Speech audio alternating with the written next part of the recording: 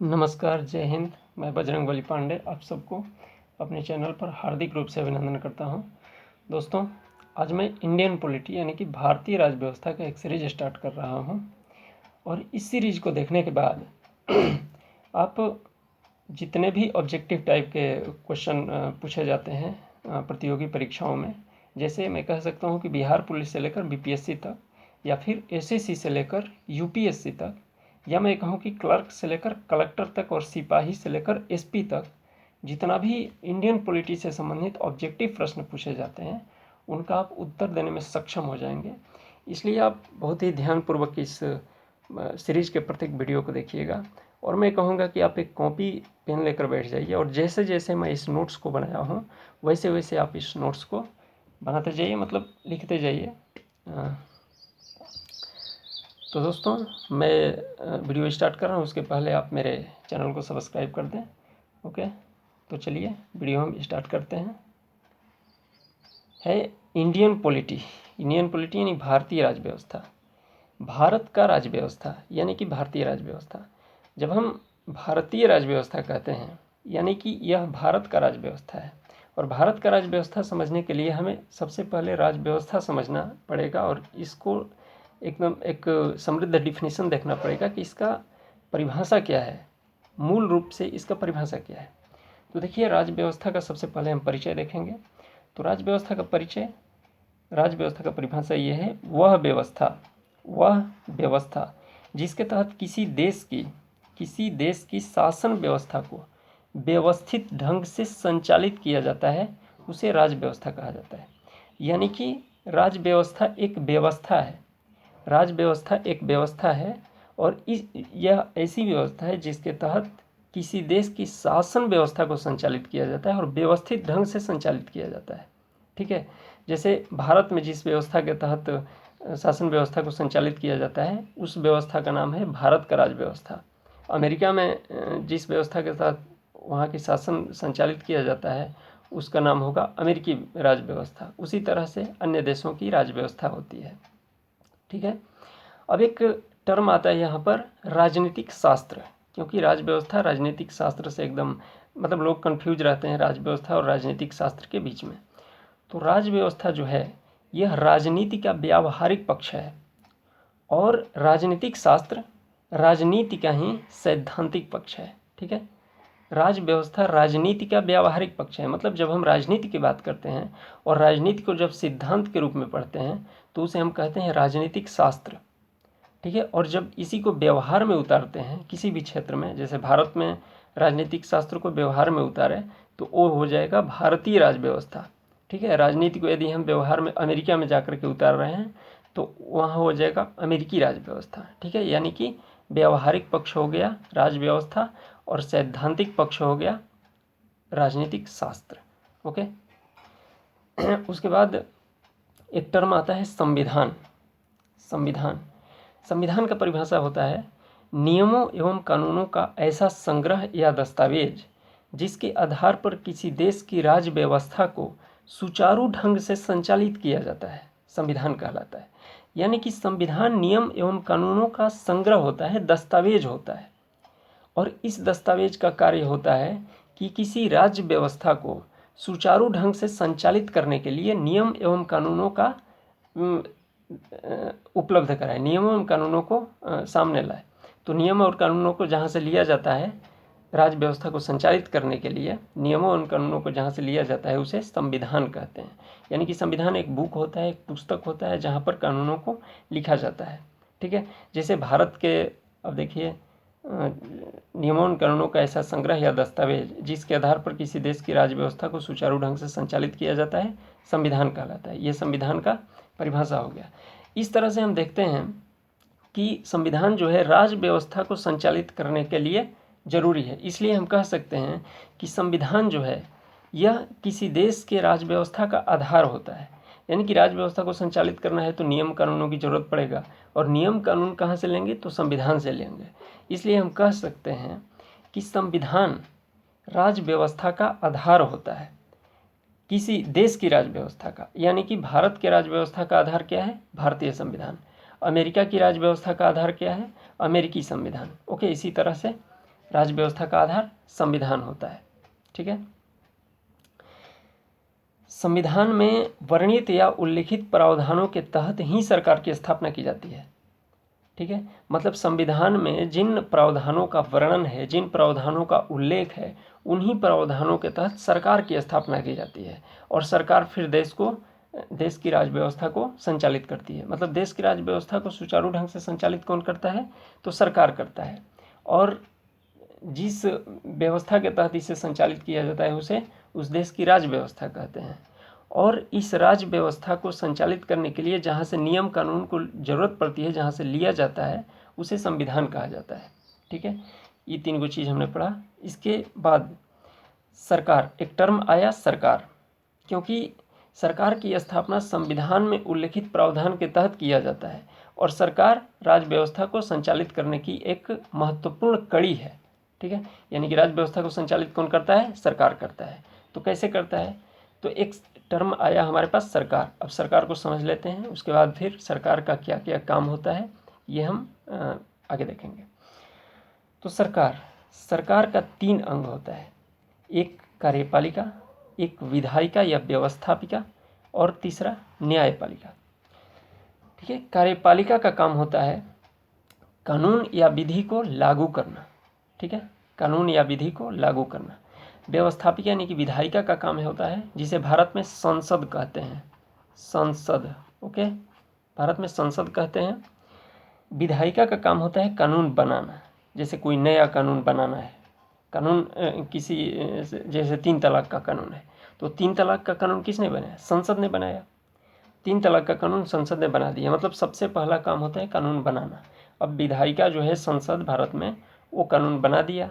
अब कानून लागू हो रहा है कि नहीं लागू हो रहा है, कानून का उल्लंघन किया जा रहा है, उसको कैसे किया जाए कि कानून का उल्लंघन न हो, ये सब काम कार्यपालिका का है। मतलब कार्यपालिका उस कानून को लागू करती है, उस कानून को मूर्त रूप देती है, मतलब ज़मीन पर लाती है, ग्राउंड पर लाती है कार्यपालिका। विधायिका का काम है कानून बनाना, कानून लिख दिया कि हाँ ऐसे ऐसे करना है, और वैसे वैसे कौन करवाएगा और कौन करेगा, ये कार्यपालिका का काम होता है कि ये कानून यदि लागू नहीं हो रहा है तो उसे लागू करवाएगा। कानून का जो उल्लंघन करेंगे उनको दंडित करेगा कौन? कार्यपालिका। ओके, नेक्स्ट न्यायपालिका है। न्यायपालिका का काम होता है कानून या विधि की व्याख्या करना और न्याय करना। मतलब कोई जैसे विधायिका है, इसने कानून बना दिया। अब कानून बना दिया, वो कानून कैसा है, संविधान के अनुसार है कि संविधान के गलत है, संविधान के नियमों के अनुरूप है, या संविधान के नियम को ताक पर रख करके कानून बनाया गया है, ये सब न्यायपालिका देखती है और उस कानून की व्याख्या करती है, तथा जिनके साथ अन्याय हो रहा होता है उनको न्याय प्रदान करने का काम करती है न्यायपालिका।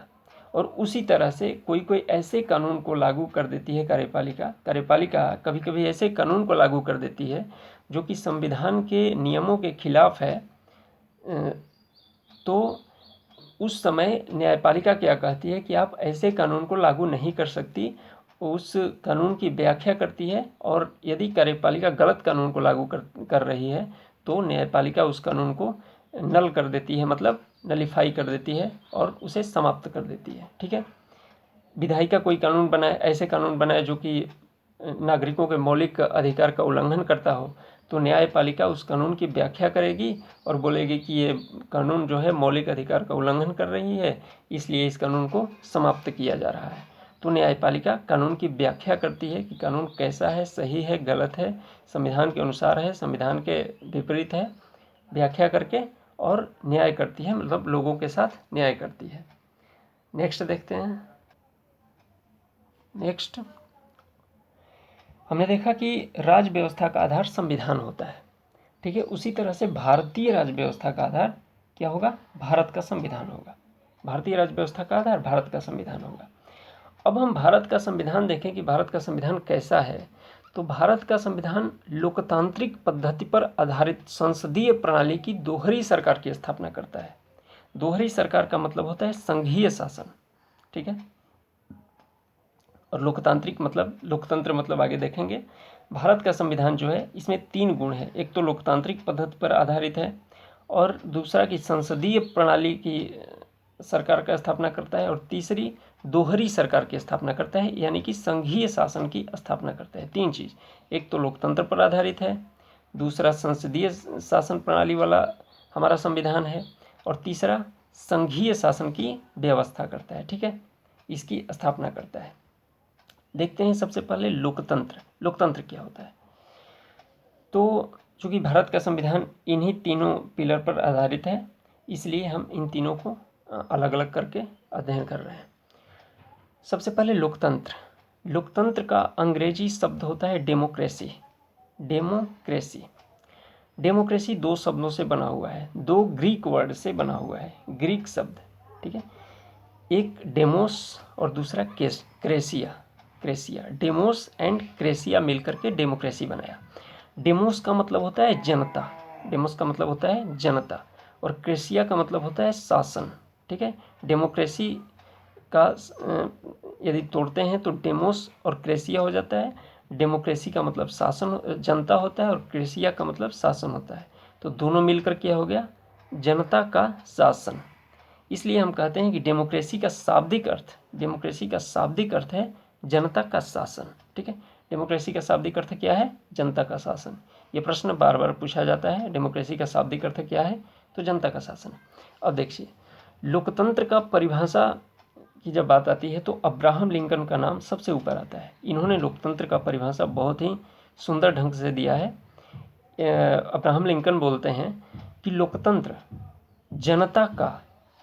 जनता के लिए, जनता के लिए तथा जनता के द्वारा शासन है। मतलब democracy is of the people, for the people and by the people. Of the people, for the people and by the people, मतलब लोगों के लिए और लोगों द्वारा। ठीक है, लोगों का है, लोगों के लिए है, और किसके द्वारा लागू किया जा रहा है? तो लोगों द्वारा लागू किया जा रहा है। इसे ही लोकतंत्र कहते हैं अब्राहम लिंकन के शब्दों में, और बहुत ही सुंदर लोकतंत्र का ये परिभाषा है। तो इसे हम लोग बचपन से पढ़ते आ रहे हैं। नेक्स्ट है लोकतंत्र का प्रकार, हम देखते हैं टाइप्स ऑफ डेमोक्रेसी। तो लोकतंत्र के 2 प्रकार हैं, मुख्य रूप से लोकतंत्र का 2 प्रकार है। एक तो है प्रत्यक्ष लोकतंत्र और एक है अप्रत्यक्ष लोकतंत्र, direct democracy and indirect democracy. ठीक है, अप्रत्यक्ष लोकतंत्र क्या होता है? प्रत्यक्ष लोकतंत्र मतलब प्रत्यक्ष रूप से जो लोकतंत्र दिख रहा हो। लोकतंत्र मतलब होता है जनता का शासन, हमने ऊपर पढ़ा है जनता का शासन। तो जो प्रत्यक्ष रूप से दिखे, जनता शासन कर रही है, एकदम प्रत्यक्ष रूप से दिखाई दे रहा है कि भाई जनता शासन कर रही है, तो वहाँ पर प्रत्यक्ष लोकतंत्र होगा। लेकिन अप्रत्यक्ष लोकतंत्र वो होता है जहाँ पर जनता ही शासन करती है, मतलब निर्णय जनता ही लेती है, पर दिखता नहीं है, सामने दिखता है कि निर्णय दूसरा कोई ले रहा है, लेकिन निर्णय लेता है कौन? जनता निर्णय लेती है। जैसे प्रत्यक्ष लोकतंत्र का मतलब है जनता का सीधा शासन। ठीक है, जनता सीधा शासन मतलब जनता बैठती है और सीधा किसी कानून पर निर्णय लेती है कि हाँ ये कानून बनना चाहिए, ये कानून नहीं बनना चाहिए। लेकिन अप्रत्यक्ष लोकतंत्र में जनता के प्रतिनिधि भाग लेते हैं, जनता के प्रतिनिधि। जैसे हमारे यहाँ अप्रत्यक्ष लोकतंत्र है, तो हम संसद का चुनाव करते हैं, सांसदों का चुनाव करते हैं जिन्होंने मिलकर संसद बनाते हैं, और उनमें से एक प्रधानमंत्री बनते हैं, और प्रधानमंत्री हमारे प्रतिनिधि हैं। सब कानून का निर्णय वो लोग ले रहे हैं, लेकिन कहते हैं कि लोकतंत्र है। यहाँ पर प्रत्यक्ष नहीं अप्रत्यक्ष लोकतंत्र है, क्योंकि हम प्रत्यक्ष रूप से भाग नहीं लेते, चूँकि हम अपना प्रतिनिधि भेजते हैं। हम अप्रत्यक्ष रूप से उनको हैंडल करते हैं। हम कहते हैं कि आप ऐसा करो, और वो ऐसा करते हैं। यदि ऐसा नहीं करोगे तो वोट नहीं देंगे। ठीक है, तो इसे प्रतिनिधि मूलक लोकतंत्र भी कहते हैं, अप्रत्यक्ष लोकतंत्र को। ठीक है, प्रत्यक्ष लोकतंत्र का एग्जाम्पल मिलता है स्विट्जरलैंड के नगर सभाओं में, नगर पालिकाओं में। स्विट्जरलैंड में नगर पालिका है, वहाँ पर देखा जाता है जनता का सीधा शासन। जनता वहाँ पर एक बैठती है, बहुत एक बड़ा मीटिंग करती है, और वहाँ पर निर्णय होता है कि कौन सा कानून लागू किया जाए, कौन सा कानून लागू नहीं किया जाए। ठीक है, कैंटन स्विट्जरलैंड के राज्य का नाम है। ठीक है, कैंटन जैसे हमारे यहाँ स्टेट है, बिहार है, उत्तर प्रदेश है, झारखंड है, पश्चिम बंगाल है, तमिलनाडु, तेलंगाना। इसी तरह से स्विट्जरलैंड के जो राज्य हैं उनका नाम कैंटोन, मतलब उन्हें कैंटोन कहा जाता है, कैंटन। और सबसे नया कैंटन जूरा है, जूरा सबसे नया कैंटन, स्विट्जरलैंड में सबसे नया कैंटन जूरा है। और इन कैंटन में, जैसे हमारे यहाँ राज्य के अंदर सब नगर पालिका है, उसी तरह से यहाँ पर कैंटन के अंदर सब नगर पालिका है। और उस नगर पालिका में प्रत्यक्ष लोकतंत्र का एग्जाम्पल देखने का मिलता है। और अन्य जो इसके राज्य का नाम है, यानी कि कैंटन का राज्य है, कैंटन का नाम है ज्यूरिख, बर्न और बहुत सारा, मतलब 20 से ज़्यादा यहाँ पर कैंटन है। ठीक है। अप्रत्यक्ष लोकतंत्र में हम देखते हैं तो यहाँ पर जनता के प्रतिनिधियों के द्वारा शासन किया जाता है। यहाँ पर जनता प्रत्यक्ष रूप से शासन में भाग नहीं लेती, बल्कि जनता के प्रतिनिधि शासन में भाग लेते हैं और जनता के हित के अनुसार निर्णय लेते हैं। ठीक है। वर्तमान विश्व में लोकतंत्र का यही रूप प्रचलित है, मतलब अप्रत्यक्ष शासन वाला ही रूप प्रचलित है। ठीक है। प्रत्यक्ष लोकतंत्र आज के विश्व में प्रचलित नहीं है, प्रचलित है अप्रत्यक्ष लोकतंत्र। ठीक है। नेक्स्ट देखते हैं,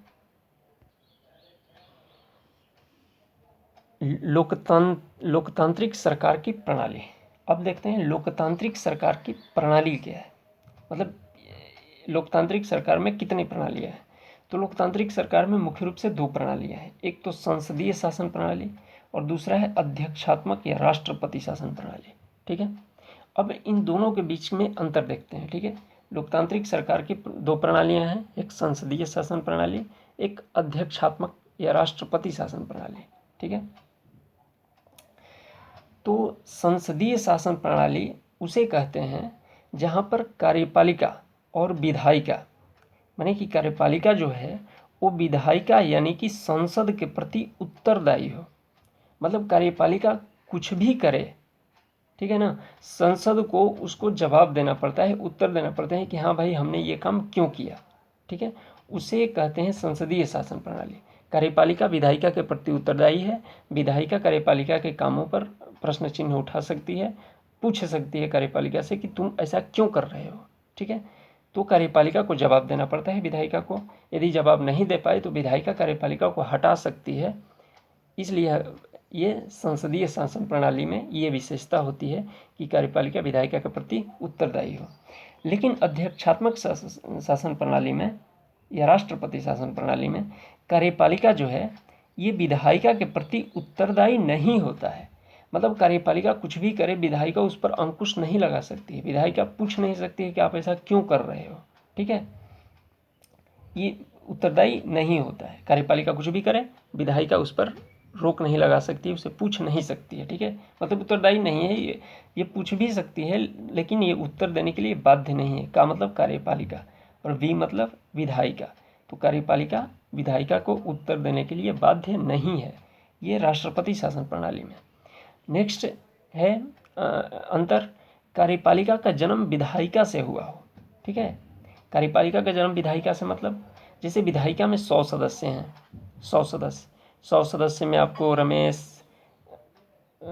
उमेश, राज इत्यादि, हम 3 लोगों को मान लेते हैं, रमेश, उमेश एंड राज, 3 लोग भी इन 100 लोगों में शामिल हैं। विधायिका में 100 सदस्य हैं और 3 लोग भी इस 100 के हिस्सा हैं। तो ये 3 लोग कार्यपालिका में आ सकते हैं। ठीक है। मतलब ये 100 में जितने लोग हैं, 100 से बाहर लोगों को आप कार्यपालिका में ला करके भर्ती नहीं कर सकते हैं। ठीक है। मतलब कार्यपालिका में वही लोग होने चाहिए जो विधायिका में हैं। ठीक है। विधायिका से बाहर के लोगों को आप कार्यपालिका में एंट्री नहीं दे सकते हैं। यदि आप कार्यपालिका में उन लोगों का एंट्री दे रहे हैं जो विधायिका के सदस्य नहीं हैं, तो पहले आपको उनको विधायिका का सदस्य बनाना पड़ेगा। यदि आप कार्यपालिका में एंट्री करवा दिए तो भी आप, जैसे भारत में जो व्यवस्था है कि कोई विधायिका का सदस्य नहीं है लेकिन उसे कार्यपालिका का बनाया जा रहा है। जैसे अभी 2019 में जो संसद का चुनाव हुआ था, इसमें ये थे एस जयशंकर जो हमारे विदेश मंत्री हैं, तो ये संसद के सदस्य नहीं थे, मतलब कहीं से भी चुनाव लड़कर नहीं आए थे। तो क्या किया गया कि मोदी साहब ने इनको विदेश मंत्रालय दे दिया, विदेश मंत्री बना दिया, यानी कि कार्यपालिका में शामिल कर लिए। जितने भी मंत्री होते हैं वो कार्यपालिका के अंग होते हैं, तो कार्यपालिका में शामिल कर लिए, लेकिन ये विधायिका के सदस्य नहीं थे। तो अब क्या हुआ कि 6 महीना के अंदर अंदर उनको विधायिका का सदस्य बनाया गया, राज्यसभा का टिकट देकर उन्हें राज्यसभा में भेजा गया। यानी कि कार्यपालिका का कोई सदस्य आप बनाते हो, उसके 6 महीना के अंदर अंदर आपको विधायिका का सदस्य बनाना पड़ेगा उस व्यक्ति को, नहीं तो उसके कार्यपालिका का जो सीट है वो सीट मतलब कार्यपालिका से उसे बेदखल किया जा सकता है, मंत्री परिषद से उसे हटाया जा सकता है। ठीक है, तो इसलिए कहा जा सकता है कि कार्यपालिका का जन्म विधायिका से हुआ हो। मतलब कार्यपालिका में वही सदस्य आ सकते हैं जो विधायिका के सदस्य हों। ठीक है, नेक्स्ट, कार्यपालिका का जन्म विधायिका से, ये अध्यक्षात्मक या राष्ट्रपति शासन प्रणाली में कार्यपालिका का जन्म विधायिका से नहीं होता है। ठीक है ना, कार्यपालिका का जन्म विधायिका से नहीं होता है। मतलब विधायिका में कितने भी लोग हों, कार्यपालिका में बाहर से लोग ला करके शामिल कर सकते हैं। जैसे अमेरिका में राष्ट्रपति का जो चुनाव होता है, यूएसए में राष्ट्रपति जैसे ट्रंप हैं, ट्रंप चुन कर आए हैं, डोनाल्ड ट्रंप। तो डोनाल्ड ट्रंप अपने मंत्रिपरिषद में मतलब कार्यपालिका में किसी भी व्यक्ति को बाहर से शामिल कर सकते हैं। ठीक है, वो बाध्य नहीं है कि विधायिका में जो लोग हैं उन्हीं को कार्यपालिका में शामिल करें, नहीं, उन्हीं को मंत्री नहीं बना सकते हैं जो विधायिका में शामिल है, वो बाहर से भी मंत्री को बना सकते हैं। जैसे अपने पुत्री इवांका ट्रंप को उन्होंने अपना सचिव बनाया था, ऐसे कि कौन मंत्रालय दिया था, इस तरह से। नेक्स्ट, संसदीय शासन प्रणाली में राष्ट्रपति जो होते हैं ये नाम मात्र के प्रमुख होते हैं, ये औपचारिक प्रमुख होते हैं, वास्तविक शक्ति इनके पास नहीं होती है। लेकिन राष्ट्रपति शासन प्रणाली में राष्ट्रपति में सर्वोच्च शासन की शक्ति निहित होती है। राष्ट्रपति कुछ भी कर सकते हैं, उनको कोई रोक टोक नहीं है। लेकिन संसदीय शासन प्रणाली में राष्ट्रपति कुछ नहीं कर सकते। राष्ट्रपति को सलाह देने के लिए एक मंत्रिपरिषद होता है, और मंत्रिपरिषद जो सलाह देता है वहीं राष्ट्रपति को मानना पड़ता है, जैसे भारत में व्यवस्था है। ठीक है, नेक्स्ट है अंतर की कार्यपालिका तथा विधायिका के बीच संलयन होता है। संसदीय शासन प्रणाली में कार्यपालिका और विधायिका के बीच संलयन होता है, मतलब दोनों एक साथ मिलकर काम करते हैं। लेकिन यहाँ पर कार्यपालिका तथा विधायिका के बीच विलगाव यानी कि विखंडन होता है।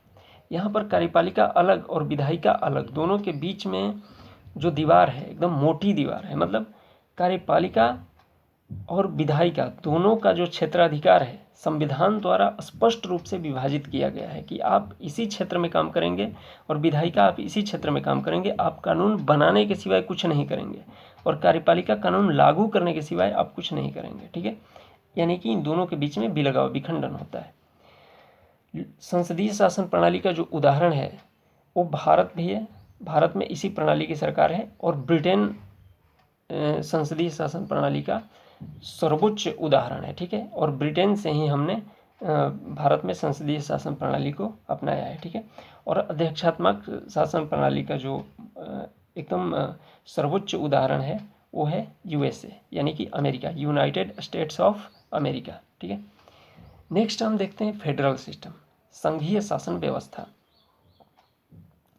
संघीय शासन व्यवस्था का परिभाषा होता है वह व्यवस्था, ये भी एक व्यवस्था ही है, संघीय शासन व्यवस्था वह व्यवस्था है जिसके तहत दोहरे स्तर पर सरकार हो और दोनों सरकारों के बीच संविधान द्वारा स्पष्ट रूप से शक्तियों का विभाजन किया गया हो, उसे संघीय शासन व्यवस्था कहा जाता है। ठीक है, जैसे दोहरे स्तर पर सरकार का मतलब क्या हुआ, एक केंद्र स्तर पर सरकार है। ठीक है, एक केंद्र स्तर पर सरकार है और कई राज्य स्तर पर सरकार है। ठीक है, राज्य स्तर पर भी सरकार है, ये हो गया बिहार, ये उत्तर प्रदेश, ये झारखंड, ये उड़ीसा, ये पश्चिम बंगाल, ये राजस्थान, ये पंजाब, ये हरियाणा इत्यादि ऐसी राज्य है, और ये केंद्र का सरकार है। ठीक है, और दोनों सरकारों का जो क्षेत्राधिकार है उनका संविधान द्वारा स्पष्ट रूप से विभाजन किया गया है कि आप इसी क्षेत्र में काम करेंगे और आप इसी क्षेत्र में काम करेंगे। तो ऐसे हम कह सकते हैं दोहरे स्तर पर सरकार होती है और दोनों सरकारों के बीच संविधान द्वारा स्पष्ट रूप से शक्तियों का विभाजन किया गया है कि आपके पास ये शक्ति होगा और आपके पास ये शक्ति होगा, उसे ही संघीय शासन व्यवस्था कहते हैं। ठीक है, दोहरे स्तर पर सरकार, एक केंद्र में और एक राज्य में। ठीक है, और दोनों सरकार के बीच जो शक्ति है उसका विभाजन कर दिया गया है, मतलब दोनों का टकराव बहुत कम होगा, ये संविधान द्वारा स्पष्ट कर दिया जाता है। उस व्यवस्था को संघीय शासन व्यवस्था कहते हैं। मैं आशा करता हूँ कि आप लोग समझ गए होंगे। तो नेक्स्ट चलते हैं। वीडियो थोड़ी लंबी होती जा रही है, लेकिन हम प्रयास कर रहे हैं 5-10 मिनट में सब खत्म हो जाएगा, ठीक है। नेक्स्ट है भारत में संघीय शासन व्यवस्था है, ठीक है।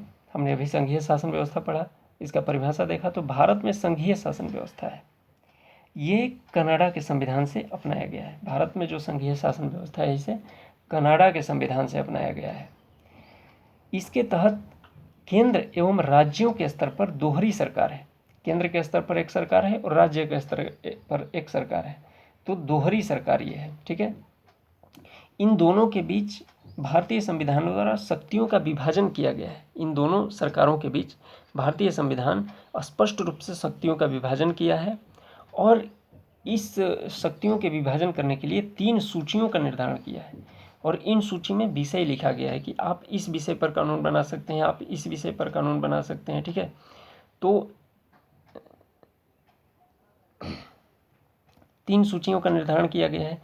एक है संघ सूची, ये ऐसा सूची है, इसमें 100 शायद संघ सूची में संख्या है। शुरुआत में 97 था, ठीक है, 97 था, मतलब संघ सूची में जो विषय की संख्या थी वो 97 था। नेक्स्ट में हम इसे देख करके क्लियर कर लेंगे कितना है, अभी याद नहीं आ रहा है इसका डेटा, ठीक है।